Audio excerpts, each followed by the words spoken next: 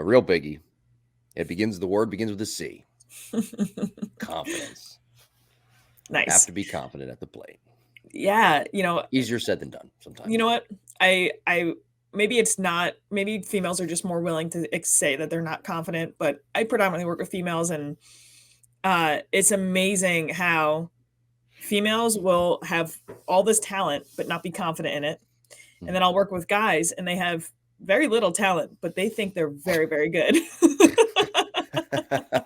And it's just, I'm putting a blanket over high school male and females right now. But, I say to people, I'm like, what do we need to work on today? And they'll be like, well, I'm dropping my hands, pulling my shoulder. I feel really late on the ball.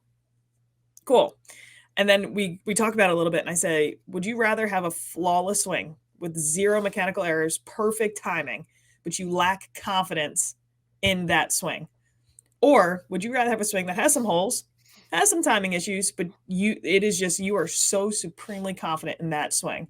And they're like, oh, yeah, the second one. And the moral of the story is you're never going to have a perfect swing. You're never going to have perfect timing. There's always going to be some type of issue.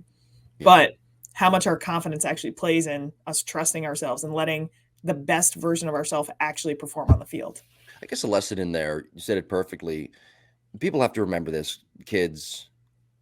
Your swing will never be perfect. You're never going to have the perfect swing. And if you do, you're going to hit a home run. Okay.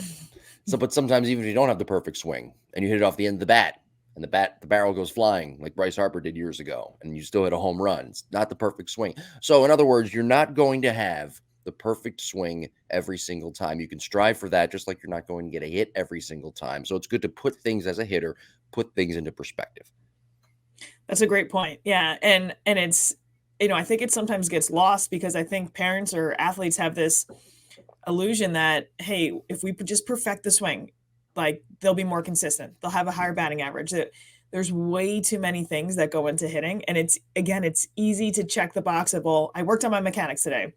You're working on a small fraction of what actually goes into you being a great hitter. And the hard questions, the difficult things to work on is how are you feeling at the plate? How are you feeling walking up to the plate? What's your performance anxiety like? What's your doubt like when you're at the plate? Because typically high anxiety, high doubt are going to inhibit that ability to have your confidence come to play.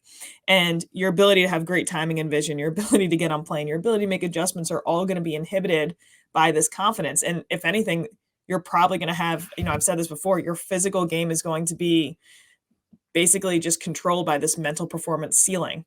So until we break through that mental performance ceiling, that anxiety management, that failure recovery, so that our confidence can remain high, our physical performance will just remain where it's at.